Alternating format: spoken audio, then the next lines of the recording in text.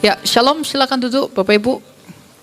Kalau tadi sesi pertama kita telah belajar mengapa kita harus mengikut Yesus, ternyata alasan kita harus mengikut Yesus adalah bahwa hanya Dia satu-satunya yang telah bangkit dari mati dan telah mengalahkan kematian. Yang dicari oleh seluruh manusia adalah hidup, yang paling ditakuti seluruh manusia adalah kematian.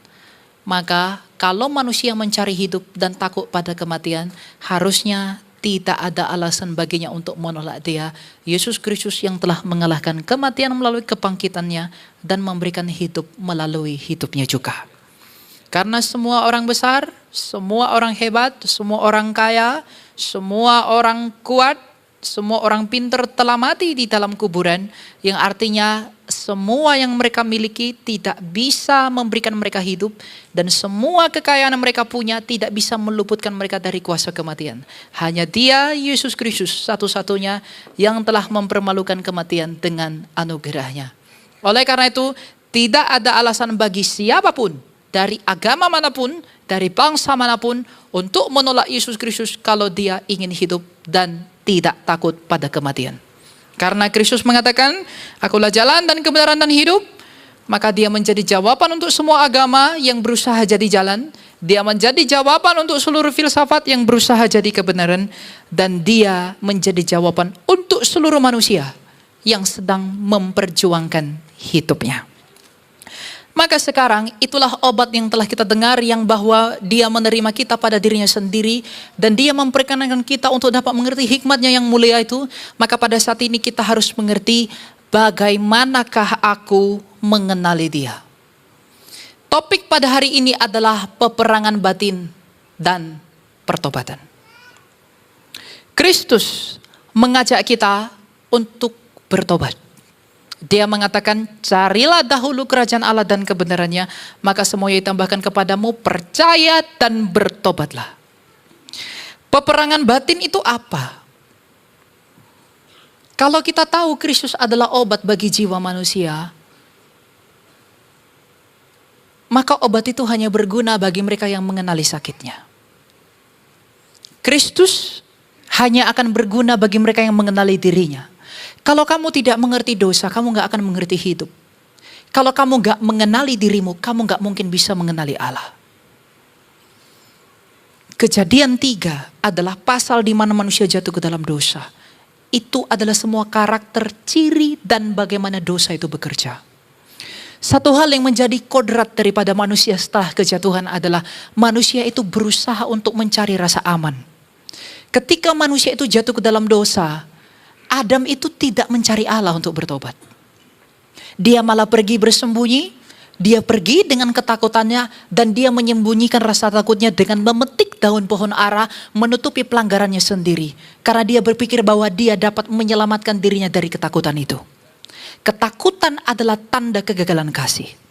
Dan ketika manusia itu takut, dia berusaha mengambil daun pohon ara, menutupi pelanggarannya sendiri, tapi Tuhan tidak berkenan. Tuhan ambil sendiri kulit binatang untuk menutupi dosanya, yang artinya apa? Usahamu tidak mungkin bisa menyelamatkanmu, hanya usahaku saja yang bisa menyelamatkanmu. Dunia dengan semua sistem keagamaannya sedang mengulangi dosanya Adam. Seluruh dunia dengan semua agama yang ada di dunia ini sedang berusaha menutupi dosanya Adam dan mengulangi dosa Adam. Dia takut miskin, dia ciptakan ajaran kemakmuran demi rasa aman. Dia takut tidak punya istri, dia ciptakan ajaran bahwa nanti di surga kita mendapat istri. Dia takut dia tidak selamat, dia ciptakan ajaran yang entah mana dan dari mana asalnya, bahwa kita akan selamat hanya dengan melakukan ini, itu, dan lain sebagainya. 3 kali kitab suci mengatakan tak seorang pun yang mencari Allah. Berarti kalau kitab suci mengatakan tak seorang pun mencari Allah, maka seluruh agama di dunia ini sedang menipu dan berbohong yang berusaha cari Allah. Gak mungkin manusia mencari Allah, sebab Adam dan Hawa tidak pernah mencari Allah ketika mereka berdosa. Mereka menutupi dosanya sendiri dengan caranya sendiri. Maka semua agama di dunia ini sedang berusaha menutupi ketakutannya dengan ajaran-ajarannya sendiri. Yang membuat Adam bisa hidup adalah pertolongan Allah. Allah sendiri yang datang kepada dia. Maka yang bisa membuat kita hidup hanyalah oleh karena Yesus Kristus yang mendatangi kita dan menyadarkan kita akan dosa-dosa kita. Inilah peperangan batin. Peperangan batin itu harus dialami semua orang, sebab tanpa peperangan batin orang tidak bisa memahami betapa dalamnya kedalaman anugerah. Tanpa mengalami peperangan batin, orang tidak mungkin merendah hati. Tanpa mengalami peperangan batin dan tanpa percobaan, tidak mungkin orang bisa melihat wajah dari kerajaan Allah. Sebab jikalau Kristus telah memberikan anugerah keselamatan bagi dunia melalui penderitaannya, maka kita juga hanya bisa menerima rahmat itu melalui derita ketika kita sedang berjuang untuk meninggalkan apa yang tidak berkenan di dalam diri kita. Caranya bagaimana? Dokter gigi hanya berarti bagi mereka yang sakit gigi. Dokter mata hanya berguna bagi mereka yang sakit mata. Kristus yang mengampuni dosa hanya berguna bagi mereka yang sadar akan dosa-dosanya. Kamu dan saya tidak mungkin bisa mengerti dosa kalau Tuhan sendiri tidak memberikan penerangan dari dosa. Yesus Kristus mengatakan Roh Kudus yang diutus yang keluar dari Bapa yang turun ke dunia ini.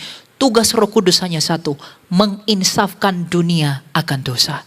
Dia menolong, dia juga menghibur. Dia menolong kita untuk tahu dosa kita apa, tapi dia juga menghibur kita dalam proses keluar dari dosa-dosa itu. Tanpa perjuangan batin, tanpa pertobatan, tanpa pergumulan, tak mungkin orang bisa sampai kepada kerajaan Allah. Oleh karena itu, bagaimana caranya kita mengenali dosa-dosa kita? Bagaimana caranya saya bisa mengenali diri saya? Bagaimana caranya saya bisa mengetahui dosa-dosa saya? Ada banyak orang tertipu. Dia berpikir melayani hanya dengan sibuk di gereja, Senin main padel, Selasa ke salon, Rabu pacaran, Kamis pergi ke tempat makan, Jumat doa, Sabtu main-main, Minggu ibadah. Setelah itu tidak ada waktu untuk mengenali Allah. Kamu pikir dengan di gereja terus berdiri, kamu bisa kenal Tuhan? Tidak. Inilah pentingnya sabat. Sabat itu adalah berdiam diri. Hukum 1-10 adalah 10 dasar titah dari Allah. Hukum 1-3 adalah hukum yang mengatur manusia terhadap Allah. Hukum 4 adalah sabat. Hukum 5-10 adalah hukum kepada manusia. Hukum Allah dengan hukum manusia hanya bertemu melalui sabat. Hukum 1-3 dihubungkan oleh hukum sabat, baru hukum 5-10. Yang artinya, agar manusia bisa terhubung dengan Allah, kamu perlu bersabat di dalam Kristus. Sabat itu apa? Sabat itu adalah berdiam diri. Kalau kamu gak melatih dirimu berdiam diri, kamu gak akan mengenali dosamu. Kalau kamu hanya sibuk event, pesta, main-main, kamu tidak punya waktu untuk berdiam diri di hadapan Tuhan, mengenali dirimu, kamu gak mungkin bisa mengenali dosa-dosamu, yang dengan demikian kamu gak mungkin punya alasan untuk memberi dirimu kepada Tuhan. Tidak. Kita ini seperti kotoran di dalam botol air. Kalau kamu terus digoncang-goncang, sibuk sana kemari, kamu akan tetap keruh dan kamu gak bisa mengerti dirimu, apalagi hidupmu. Maka orang yang sibuk sana semari itu tertipu. Orang sibuk cari uang, numpuk harta, lupa hadirat Allah. Itulah penipuan. Tapi kalau kita berdiam diri, kotoran itu akan mengendap ke bawah. Kamu berpikir jernih. Dan kamu bisa mengetahui siapakah kamu sebenarnya di hadapan Allah. Saya gak bisa mengerti diri saya. Kamu gak bisa mengerti dirimu kalau kamu gak latih berdiam diri. Kamu harus coba untuk berdiam diri. Karena dengan berdiam diri, kamu tahu dosamu apa. Kamu tahu dirimu seperti apa. Kamu sadar, Tuhan, aku ini gak benar ya. Aku ini orang yang suka iri loh Tuhan. Aku ini suka marah loh Tuhan. Aku ini gak benar ya. Aku ini punya sikap hati yang gak benar. Aku sibuk sekali cari dunia Tuhan. Padahal aku sudah tahu bahwa hanya Engkau yang bisa menolongku. Aku sudah tahu bahwa hanya Engkau yang bisa membantu kami pada hari pengadilan kelak. Tetapi dunia ini menipu kamu dengan sibuk sana sini, tidak melatih untuk bersabat dan berdiam diri. Wahai anak muda dan orang tua, kamu harus melatih dirimu untuk berdiam diri di hadapan Tuhan, agar dengan berdiam diri ada pertobatan. Dengan berdiam diri kamu tahu, Tuhan tolong aku di dalam bantuan daripada roh-Mu untuk mengerti apa dosaku. Jiwa yang menangis bukan putus asa. Air mata dalam berdiam diri itu diperlukan. Air mata itu bukan karena putus asa, tapi karena kerinduan yang mendalam akan Tuhan. Air mata itu penting sekali bagi semua orang karena air mata itu menyuci hati. Semua kesombongan, semua ketamakan, semua kepahitan itu hanya bisa dicuci oleh karena air mata yang adalah kesadaran kita akan diri kita siapa. Jadi bukan orang yang bermujizat orang yang hebat. Bukan orang yang bernubuat orang yang hebat. Orang yang hebat adalah orang yang ngerti dan sadar dosa-dosanya. Karena dengan mengerti dosa-dosanya melalui berdiam diri, dia akan datang kepada Tuhan menyerahkan dirinya. Tuhan, bahwa ternyata aku ini adalah orang berdosa yang gak mampu berbuat apa-apa. Aku ingin memberikan diriku kepadamu. Kamu pikir iman itu aku sudah buat baik, aku sudah ke gereja. Tidak, iman itu adalah sepenuhnya mengandalkan anugerah. Kalau kamu merasa kamu masih punya sesuatu sebagai sarana keselamatanmu, itu bukan iman. Iman adalah dasar pengharapan. Kalau iman adalah dasar pengharapan, maka iman yang murni hanya akan timbul ketika kamu di dalam keadaan tidak punya harapan. Jadi buatlah dirimu seakan-akan kamu tidak tertolong agar iman yang murni itu dikaruniakan Tuhan kepadamu sehingga kamu tidak mengandalkan apapun dalam hidupmu, kamu hanya mengandalkan anugerah demi anugerah. Dan kamu gak akan dapatkan itu kalau kamu gak berdiam diri di hadapan Tuhan. Kamu jangan mau ditipu. Berusaha sibuk sana sibuk sini tapi kamu gak punya waktu bersama Tuhan dalam doa-doa pribadimu untuk kenali siapa dirimu. Kamu gak bisa mengobati penyakitmu kalau kamu gak tahu penyakitmu apa. Penyakit batin adalah dosa. Kalau kamu gak ngerti dosamu apa, kalau kamu gak tahu apa yang salah dalam diriku, melalui berdiam diri dan pertolongan Allah dan roh Allah melalui berdiam diri itu, kamu gak mungkin bisa sembuh. Dengan cara itu dan dengan hal yang demikianlah kita bisa mengenali Allah.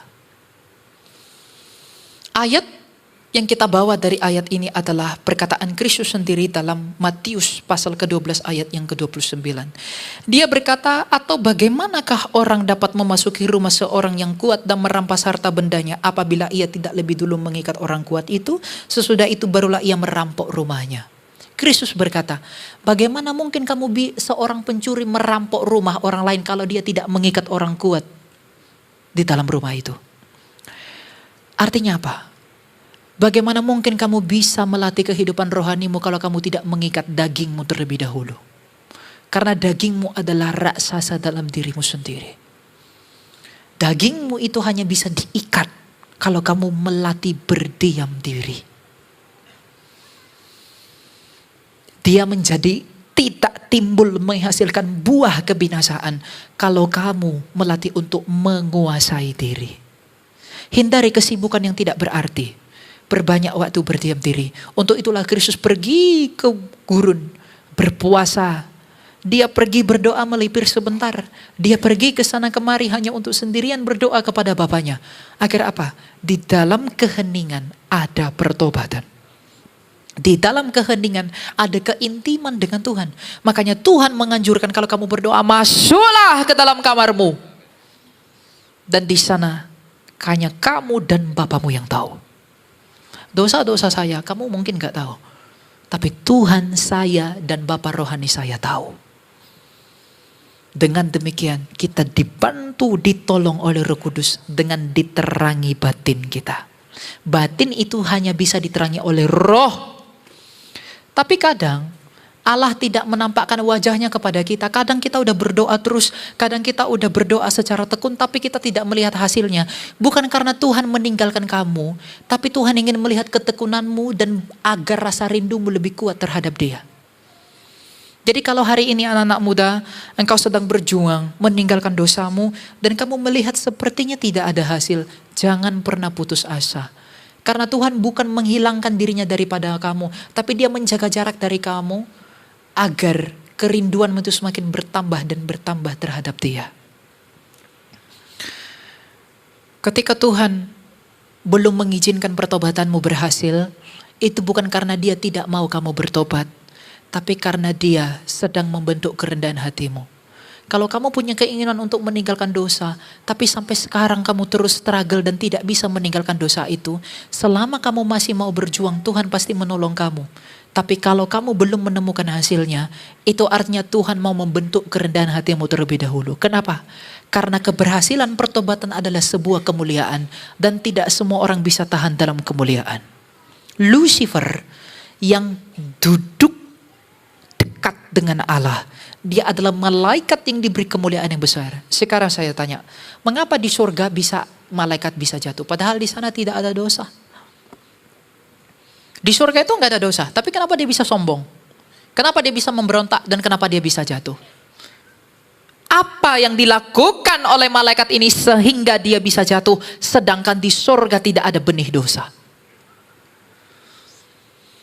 Semua makhluk itu memandang kepada Allah. Tapi ketika malaikat ini Tuhan berikan kemuliaan yang tinggi dan ia mulai memandang kepada dirinya, benih dosa itu timbul dan dia terbuang. Maka kamu pun, kalau kamu mulai memandang kepada dirimu sebagai yang mulia, pada saat itu engkau jatuh. Pada saat yang sama ketika engkau mulai melihat dirimu, kamu tidak memandang kepada anugerah, kamu akan jatuh. Seperti malaikat itu telah jatuh. Jadi kalau saat ini kamu sedang berjuang melawan dosamu dan Tuhan belum mengizinkan kamu berhasil untuk melepaskannya, artinya Tuhan itu mau membentuk kerendahan hatimu dulu agar ketika kamu berhasil dalam pertobatanmu, kamu tidak jatuh lebih dalam, tapi kamu rendah hati. Yang Tuhan ingin dalam hidup orang Kristen itu hanya satu, kita sadar bahwa kita itu butuh Dia. Yang dimau Tuhan dari dalam hidup kita adalah kita bergantung sepenuhnya kepada Dia, mengandalkan anugerah. Orang yang banyak berdiam diri, orang yang banyak berdiam diri itu akan mengenal ketidakmampuannya sendiri. Dia tidak akan bangga dengan puasanya, dia tidak akan bangga dengan doanya, dia tidak akan bangga dengan kebaikannya, tapi dia akan memikirkan bahwa semua doa, semua puasa, semua kebaikan yang kumiliki adalah sebuah anugerah, yang bahkan anugerah itu bukanlah sesuatu yang layak bagiku untuk kuterima. Itulah orang yang berhasil dalam pertumbuhan rohani. Paulus yang adalah rasulnya Kristus, ketika dia melayani Tuhan, dia mengikut Kristus, dia bertobat 180 derajat. Yang tadinya dia pencela bagi para pengikut Kristus, ketika mengikut Kristus dia bahkan rela untuk dicela. Yang sebelumnya dia adalah seorang pembunuh, ketika ikut Yesus dia rela untuk dibunuh. Yang sebelumnya dia merasa suci, ketika ikut Yesus dia merasa apa? Di antara semua orang kudus, akulah yang paling hina, kata Paulus. Buah-buah hidupnya semakin banyak, tetapi pada saat yang sama batinnya merasa itu bukan karena aku ya Tuhan, tapi itu karena anugerah-Mu, sehingga semakin mengenal Engkau, aku akan semakin merasa tidak berguna.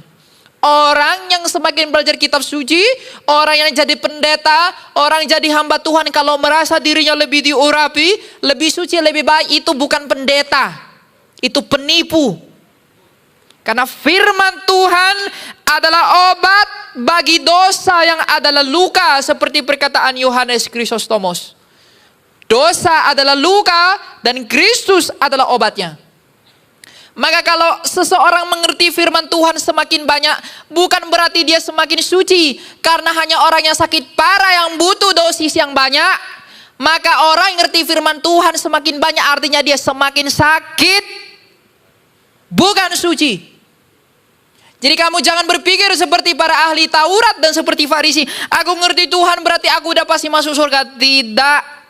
Ketika di dalam kemurahan Tuhan kamu semakin mengerti kitab suci, artinya kamu adalah orang yang paling sakit, butuh banyak hal yang harus diobati dalam diri kita ini, sehingga kita diperkenankan Tuhan untuk mengetahui banyak obatnya, yaitu firman Allah.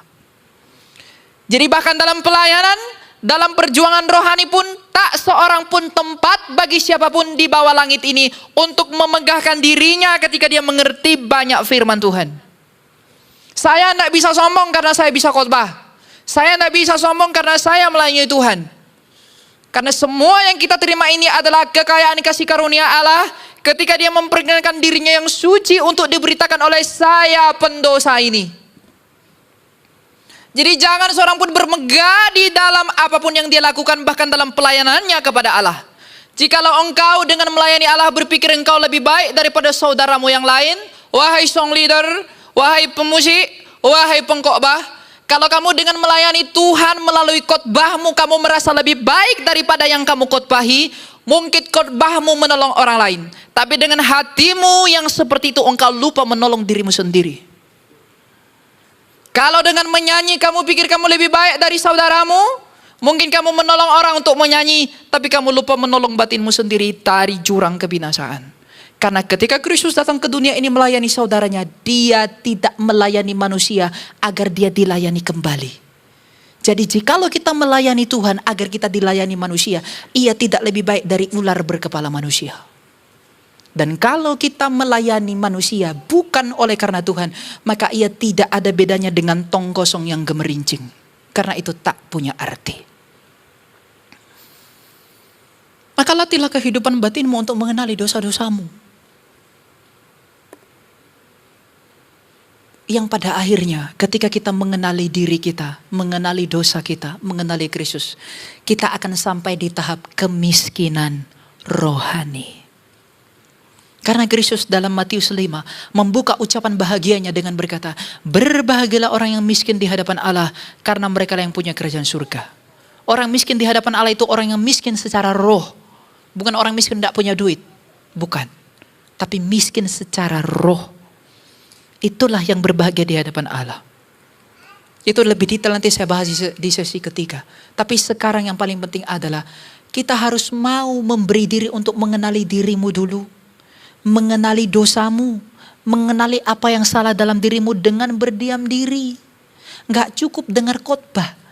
Pengkhotbah itu tidak lebih baik daripada roh Allah yang mendatangi kamu ketika kamu berdiam diri untuk mengenali dirimu.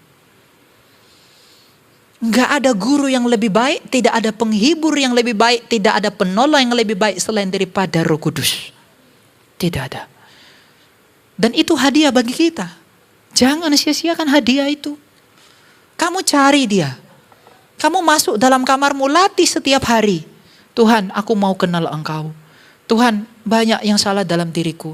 Ajar aku untuk rendah hati. Karena dengan berdiam diri, kamu bisa kenal dirimu, kamu bisa kenal dosamu, maka kamu akan menangis karena kamu mengenali dosa-dosa dan luka di dalam engkau. Kamu menangis bukan karena kepalsuan, tapi kamu menangis karena hatimu remuk. Kamu menyadari banyaknya dosamu, maka berbahagialah orang yang remuk hatinya, karena Tuhan hanya menerima orang yang hancur hatinya. Persembahan yang paling baik di hadapan Allah adalah hati yang hancur. Karena dengan hati yang hancur, dia melucuti dirinya dan dia tidak menganggap dirinya sebagai yang berharga. Tapi hanya dia menganggap anugerahlah yang berharga. Jadi kalau kamu merasa dirimu berguna, pada saat yang sama engkau sedang membuat dirimu tidak berguna. Carilah Tuhan. Berdiam dirilah. Maka kamu akan menemukan ketenangan batin yang gak bisa kamu jelaskan. Kamu pikir dengan berlomba-lomba jadi kaya kamu tenang batin? Tidak, makin tersiksa. Aduh, uang saya masih 10 miliar, teman saya 50 miliar. Saya berjudi dong, biar dapat uang makin banyak lagi. Oh, pacar saya cantik, tapi pacar dia orang tercantik nomor 2. Saya harus bisa cari pacar tercantik nomor 1. Semakin engkau mencari dunia ini, kamu akan semakin tersiksa. Batinmu akan puas, tapi dagingmu akan puas, tapi batinmu akan tersiksa. Kamu pikir kebahagiaan itu karena uangmu? Kamu pikir kebahagiaan itu karena benda yang kamu punya? Kebahagiaan itu bukan status bendawi. Kebahagiaan itu status batin. Dan dia yang bisa melegakan batinmu hanyalah dia yang pernah berseru, wahai yang berbeban berat dan letih lesu, datanglah kepadaku, aku akan memberikan kelegaan kepada jiwamu. Siapa itu? Kristus Yesus. Jangan mau ditipu. Kita ini banyak tertipu. Dosa itu jalannya itu halus sekali. Dia tuh gak tampak besar, tidak. Dia tuh dimulai dari hal yang halus. Dosa yang tidak kelihatan itu ada 3. kesombongan, putus asa, suam-suam kuku. Kesombongan itu nggak terlihat. Kamu pikir dengan uangmu lebih banyak dari rekeningmu kamu lebih baik, kamu udah sombong. Tapi jangan biarkan itu menggerogotimu. Lebih baik mengusir lawan di depan pintu daripada mengusir dia ketika masuk dalam rumah. Maka ketika dosa mengintip di dalam engkau, lebih baik kamu halaukan pikiranmu dari hal-hal seperti itu. Dan dengan demikian kamu cepat luput daripada godaan itu. Batinlah yang rusak pertama sekali di Taman Eden, maka tubuh ini ikut rusak. Sekarang dunia ini menipu kita. Kita pikir dengan cantik, dengan ini tidak keriput, dengan ini tidak ada garis-garis halus, dengan hidung panjang, kamu bisa bahagia? No. Orang rela ke Korea dengan hidung cantik, dengan hidung pesek, dengan hidung yang lebih mungil, aku bisa bahagia. Padahal hidungnya itu kena batu langsung penyot. Tak bisa buat apa-apa. Karena kebahagiaan batin yang sejati tidak akan berpengaruh dari luar, tapi berpengaruh oleh karena Kristus yang memerhatikan dia dari dalam. Karena hikmat Amsal mengatakan, jagalah hatimu dengan segala kewaspadaan, karena dari situlah terpancar ke hati yang tenang secara batin adalah hati seperti yang Kristus punya. Bayangin, Kristus ketika datang ke dunia ini dia tidak memiliki apa-apa. Serigala punya liang, tapi anak manusia menempelkan kepalanya pun dia tidak miliki. Tapi dialah satu-satunya yang paling bahagia ketika datang ke dunia ini. Karena dia tidak memiliki beban apapun atas tuntutan dunia. Tapi perhatikanlah orang kaya dan orang kuat di dunia ini. Bukankah mereka tersisa sekali? Influencer di TikTok mengatakan, umur sekian minimal 5 miliar. Umur sekian minimal 10 miliar. Pembodohan.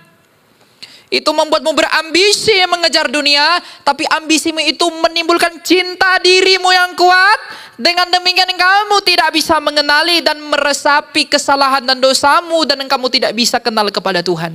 Tidak ada orang lebih kasihan di muka bumi ini selain daripada orang yang cinta dirinya sendiri. Karena manusia, saya ini sudah rusak, saya ini sudah kotor, tapi saya cinta diri, saya menyukai barang rusak. Saya mencintai barang yang rongsokan. Enggak ada orang yang lebih kasihan selain daripada orang yang cinta diri. Orang yang cinta diri tidak mungkin berdiam diri. Karena orang yang cinta diri sibuk sana sibuk sini demi mencari pengakuan diri.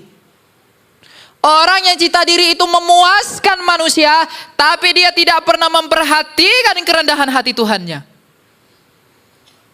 Dunia ini mengajarkan kamu do yourself, love yourself. Alkitab tidak ajarkan cintai dirimu, tapi cintailah Allah.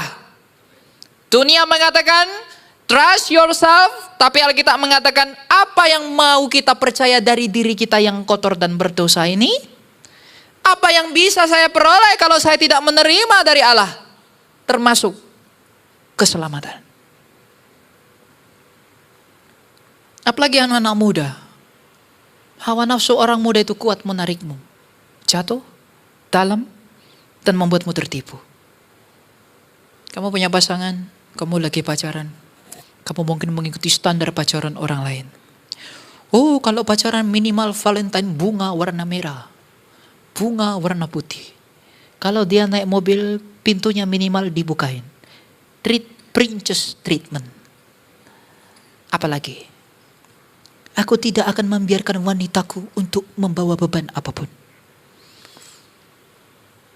Segitunya kamu kepada manusia? Tapi pernah nggak kamu berusaha sebegitunya terhadap peperangan batinmu? Hati kita ini sudah dicemari oleh dosa yang besar sekali menarik kita. Maka anugerah terbesar adalah mengenali dosa itu. Hanya Roh Kudus yang bisa menolong kita untuk mengenali dosa. Ketika kita mengenali dosa, kita tahu bagaimana lepas. Orang gak akan mungkin menerima obat kalau dia tidak divonis penyakitnya apa. Kalau dia gak tahu sakitnya, dia sakit demam dikasih obat batuk yang gak sembuh. Kalau kamu gak tahu dosa, penyakit dalam dirimu, penyakit batinmu, kamu gak mungkin bisa sembuh. Dan ketika kamu mati dalam keadaan seperti itu, entah kemana kamu akan terikat. Sebab penguasa dunia ini akan menuntut semua jiwa apabila ia ingin naik ke langit. Kamu pikir orang mati langsung surga, neraka? Tidak. Efesus 6, Paulus mengatakan, roh jahat di udara ini siap menuntut jiwa kita ketika kita mati. Maka kalau kita mati dalam keadaan jiwa yang tidak dipulihkan, yang membuat Kristus satu-satunya sumber pengharapan kita. Kita terikat dengan cinta uang, kita terikat dengan ketamakan, kita terikat dengan cinta duniawi, kita terikat dengan hawa nafsu. Maka roh-roh di udara ini akan menarik kamu untuk tetap terikat di dalam. Maka keselamatan itu adalah pemulihan batin. Maka orang Kristen yang tidak mau memulihkan batinnya bukan orang Kristen. Dia itu menipu dirinya. Kasihan sekali. Orang-orang pikir kalau dia sudah kenal Tuhan, dia pikir dia sudah cukup menjadi Kristen hanya dengan haleluya, puji Tuhan, pulang makan bakmi, tak pernah doa, tak pernah berdiam diri di hadapan Tuhan. Gak mungkin. Karena orang semakin mengenali Allah, akan semakin mencari kerendahan hati Allah. Kerendahan hati hanya akan timbul ketika kamu sadar dirimu siapa dan Allah siapa. Kamu sadar dirimu siapa ketika kamu meluangkan waktu untuk mengenali dirimu siapa. Dengan berdiam diri. Latih dirimu berdiam diri, anak muda. Hawa nafsumu itu kuat seperti orang tentara yang mengepung kota dalam pertempuran. Begitu juga dosa itu mengepung kita kanan kiri. Bersyukurlah kalau Kristus sudah menyatakan kerajaan dan mengatakan dirinya agar kita memperoleh jalan dan dengan maksud demikian kita boleh selamat. Kamu hanya akan bisa mengenal hidup kalau kamu mengenal dosa. Karena hidup telah dirusak oleh dosa. Kamu hanya bisa mengenal Allah kalau kamu bisa mengenal dirimu. Kenali dirimu, kenali dosamu, kenali kesalahanmu, kenali penyakitmu, kenali apa yang gak baik dalam dirimu. Dan dalam peperangan batin kadang Tuhan memberikan kamu pergumulan. Sekarang banyak teologi kemakmuran yang sesat. Mengatakan orang Kristen tidak boleh menderita, orang Kristen tidak boleh sakit, orang Kristen tidak boleh miskin, orang Kristen tidak boleh mengalami hal yang tidak baik. Itu penipuan. Kalau penyakitmu membuatmu semakin dekat dengan Allah, apakah makna kekayaanmu itu yang membuatmu lupa dengan Allah? So tergantung apa yang kamu kejar. Kamu kejar cinta diri atau kamu cinta Allah? Ketika orang lihat, waduh dia sakit parah ya kasihan sekali. Orang yang ngomong begitu yang sebenarnya kasihan. Kenapa? Sebelum dia mati karena Tuhan cinta sama dia, dia berikan dia penyakit agar dia melucuti kesombongannya. Dengan demikian dia mati dalam keadaan berserah penuh kepada Allah. Dia selamat. Tapi celakalah orang yang matinya tiba-tiba. Dia tidak melihat apa-apa, tiba-tiba sudah pergi. Tidak punya kesempatan untuk mengakui dan merendahkan dirinya di hadapan Allah. Justru penderitaan, justru kesakitan Tuhan berikan dalam hidupmu. Kalau saat ini kamu sedang dalam pergumulan, anak-anak muda yang merantau, saya tahu betapa sakitnya usahamu untuk memenuhi keinginan orang tuamu dan membiayai hidup dari teman-teman dan adik-adikmu. Saya tahu anak-anak muda yang sedang kuliah, saya tahu bagaimana engkau bekerja keras untuk memenuhi ekspektasi dari orang tuamu. Orang tua, saya tahu bagaimana sakitmu ketika kamu mati-matian memperoleh uang demi membiayai anak-anakmu. Tuhan lebih tahu daripada kamu sendiri. Tapi kalau Tuhan izinkan itu dalam hidupmu, itu Tuhan buat, Tuhan izinkan untuk membentuk karaktermu agar semakin serupa dengan Kristus yang menderita itu. Karena ada tertulis bahwa tujuan hidup kita adalah untuk menjadi serupa dengan Kristus. Jadi kalau kamu hari ini banyak pergumulan, banyak pencobaan, itu baik-baik bagi batinmu.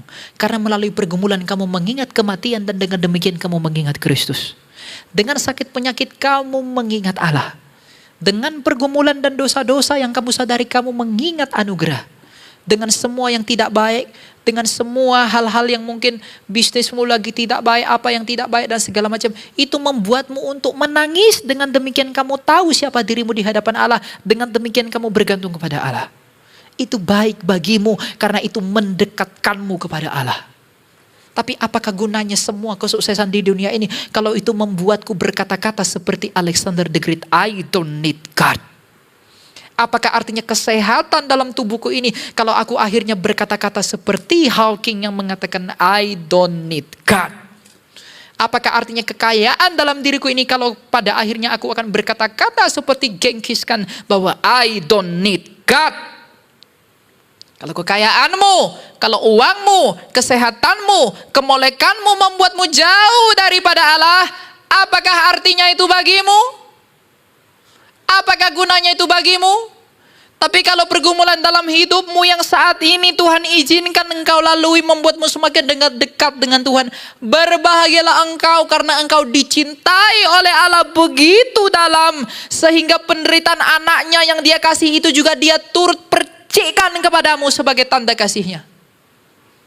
Kalau Yesus Kristus yang adalah anaknya, yang adalah kekayaan terbesarnya, dia lepaskan bagi dunia, dan melalui penderitaan yang ditimpakan kepadanya, keselamatan diberikan dengan dunia. Terlebih-lebih lagi kita yang mengalami semua pergumulan, mengalami semua pencobaan dan struggle. Itu adalah tanda cinta Allah agar kita semakin dekat dengan Dia, bukan semakin jauh.